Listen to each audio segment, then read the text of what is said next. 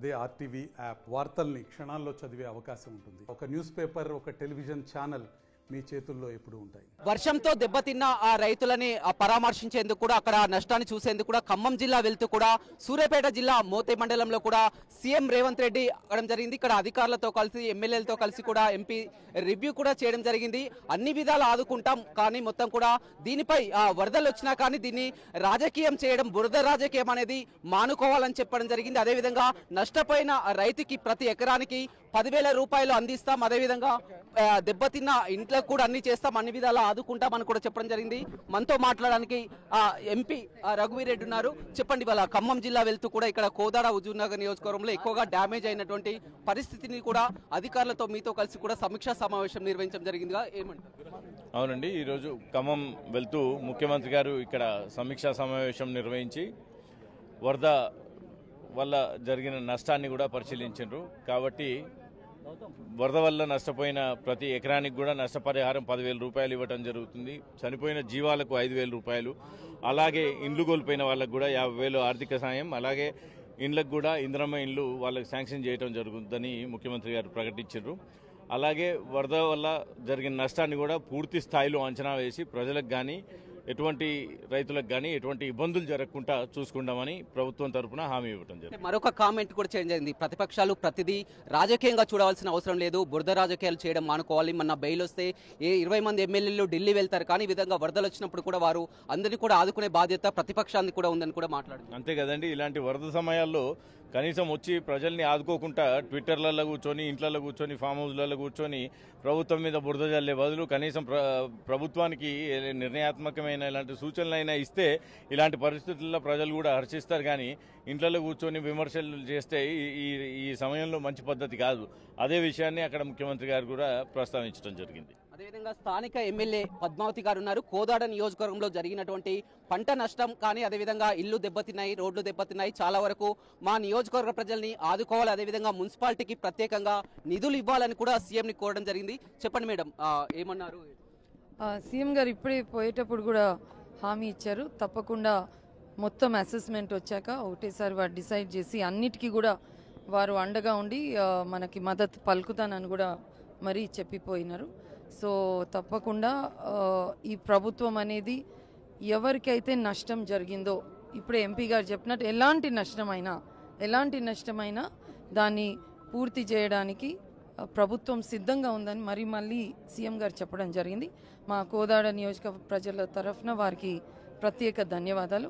మరి ముఖ్యంగా నిన్న మొన్న 2 రాత్రులు పోలీస్ విభాగం కానీ, ఎలక్ట్రిసిటీ కానీ, మన కలెక్టర్ ఆధ్వర్యంలో ఆడియో కానీ అందరూ కూడా చాలా మంచిగా పనిచేసినారు. వారికి కూడా నా ప్రత్యేక అభినందనలు. అదేవిధంగా మీ పరిధిలో సాగర్ ఎడమ కాలువ కూడా గండిపడి కూడా పూర్తిగా నష్టపోయారు. ఆ రైతులంతా కూడా మీరు స్వయంగా అడిగి తెలుసుకున్నారు, వారికి కూడా పరిహారం అందించాలని కూడా అవును చెప్పినారు, అండ్ ఇస్తా అని కూడా చెప్పినారు. మన ఇరిగేషన్ మంత్రి గారు కూడా పొద్దున పోయినప్పుడు అందరు రైతులతో స్వయంగా వారు కూడా చెప్పడం జరిగింది. ఇప్పుడు మళ్ళీ ముఖ్యమంత్రి గారు కూడా చెప్పడం జరిగింది. కాబట్టి అందరు కూడా చాలా ఒక రిలీఫ్ గా ఫీల్ అవుతున్నారు. అదేవిధంగా కేంద్రం నుంచి ఒక 2 కోట్ల నిధులు ఇస్తే బాగుంటుంది, ఎవరైతే కేంద్ర మంత్రులు ఉన్నారో దీన్ని ముందు తీసుకువెళ్లాలని కూడా అదొక వ్యాఖ్యలు కూడా. అవును, కేంద్ర ప్రభుత్వం నుంచి 2,000 కోట్ల రూపాయలు సత్వరం విడుదల చేయాలని కూడా ముఖ్యమంత్రి గారు కోరినరు. దాని బాధ్యత కూడా కిషన్ రెడ్డి గారు, బండి సంజయ్ గారు కేంద్ర మంత్రులుగా ఉన్నారు. కాబట్టి వారు బాధ్యత తీసుకొని సత్వర సాయం కింద 2,000 కోట్ల రూపాయలు ప్రభుత్వానికి అందిస్తే ప్రజలకు, రైతులకు ఇట్లాంటి విపత్కర పరిస్థితులు మంచుకుంటుందని సీఎం గారు సూచన చేయడం జరిగింది. అలాగే ప్రధానమంత్రి గారిని, అమిత్ షా గారు, హోంమంత్రి గారిని కూడా కోరటం జరిగింది. ఈ 5 కోట్లు అనేది కలెక్టర్ గారి దగ్గర పెట్టడము, ఇప్పుడే ముఖ్యమంత్రి గారు అన్నట్టు అది ఈ ఆఫీస్ నుంచి అక్కడి నుంచి సెక్రటరీ పోయి వచ్చే వరకు యాక్చువల్ పరిస్థితి ఇంకా దిగజారిపోతుంది. కాబట్టి అది అంటే వారి దగ్గర ఉండి ఆన్ ద స్పాట్ డెసిషన్ తీసుకొని ఒక కలెక్టర్ గారి స్థాయిలో వారి నిర్ణయాలు తీసుకోవడము, వారికి ఆ పవర్ ఇవ్వడం అనేది చాలా మంచి విషయం. దానికోసం కూడా మేము ప్రత్యేకంగా ముఖ్యమంత్రి గారికి. అదేవిధంగా మీ ప్రాంతాల్లో చిన్న షాపులు, గోడౌన్లు కూడా పూర్తిగా మునిపోయాయి, ఇన్సూరెన్స్ కూడా లేక నష్టపోయారు. ఇప్పుడు కూడా అది స్టేట్ వైజ్ పాలసీగా చూసి తప్పకుండా దాని మీద కూడా ఏదో ఒకటి ఆలోచన ప్రకటన చేస్తాను కూడా తెలియజేయడం. మరొక 2 రోజుల పాటు కూడా వర్షాలు ఉన్నట్టు తెలిసింది, అధికారులను అప్రమత్తం.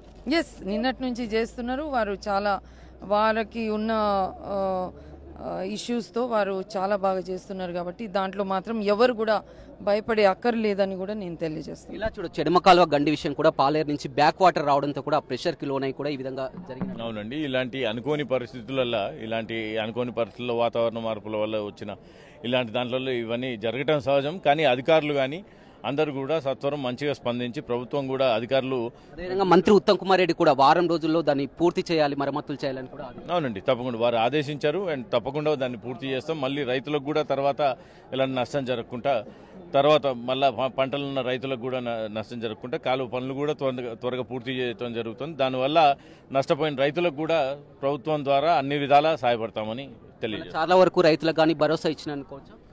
తప్పకుండా రైతులకే కాదు, రైతులకు, మూగజీవాలకు ఎట్లా నష్టపోయిన వారికైనా కానీ తప్పకుండా ప్రభుత్వం తరఫు నుంచి సహాయం అందుతుంది. రైట్, చూడొచ్చు తక్షణ సాయం కింద కూడా కలెక్టర్ కి 5 కోట్ల రూపాయలు కూడా ఇవ్వడం జరిగింది. అదేవిధంగా మొత్తం దెబ్బతిన్న ప్రతి పంటకు ఎకరానికి 10,000 రూపాయలు అందిస్తాం, అదేవిధంగా ఇల్లు నిర్మిస్తామని చెప్పడం జరిగింది. అదేవిధంగా మరొక కేంద్రాన్ని కూడా కోరుతున్నాము, 2,000 కోట్ల నిధులు ఇవ్వాలి. అదేవిధంగా స్వయంగా ప్రధాని తెలంగాణకి వచ్చి కూడా నష్టాన్ని చూస్తే అంచనా వేస్తే బాగుంటుందన్న వ్యాఖ్యలు కూడా చేయడం జరిగింది. అదేవిధంగా ప్రతిపక్షాలు అనేది ఈ వరదలపై రాజకీయాలు చేయడం మంచి పద్ధతి కాదని చెప్పడం జరిగింది. మొదటగా అయితే వాళ్ళ వర్ష పరిస్థితులపై, నష్టంపై సూర్యాపేట జిల్లాలో అధికారులతో, మంత్రులతో, ఎమ్మెల్యేలతో కలిసి ఒక రివ్యూ అయితే ముగిసిందని చెప్పవచ్చు. తదుపరి ఖమ్మం వెళ్లారు. ఖమ్మంలో వాళ్ళ రాత్రి కూడా అక్కడే బస చేయనున్నారు. ఖమ్మంలో పూర్తి ఎక్కువగా నష్టపోయింది కూడా ఖమ్మం జిల్లాలో ఉధృతంగా అక్కడ పాలేరు వరద ఉధృతి కూడా అనేక మంది కూడా ఇల్లు కోల్పోయినటువంటి పరిస్థితి, ఎక్కువగా నష్టం జరిగింది. ఖమ్మంలోనే రాత్రి బస చేయనున్నారు. ఆ తర్వాత మహబూబాబాద్ జిల్లా వరంగల్ కూడా వెళ్ళనున్నారు. ఏదేమైనప్పటికీ కూడా ఎప్పటికప్పుడు కూడా అధికారులను అలర్ట్ చేస్తున్నాం, అప్రమత్తం చేస్తున్నాం. మొత్తం మొన్న ఏదైతే వర్షం వచ్చినప్పటి నుంచి కూడా అధికారులతో కూడా అంతా అప్రమత్తంగా ఉన్నాం, అన్ని విధాలా ఆదుకుంటామని కూడా సీఎం రేవంత్ రెడ్డి చెప్పడం జరిగింది. Vote studio. మరిన్ని వీడియోస్ కోసం ఛానల్ ని సబ్స్క్రైబ్ చేయండి, లేటెస్ట్ అప్డేట్స్ కోసం వాట్సాప్ ఛానల్ ని ఫాలో చేయండి, అండ్ లింక్ డిస్క్రిప్షన్ లో ఉంది.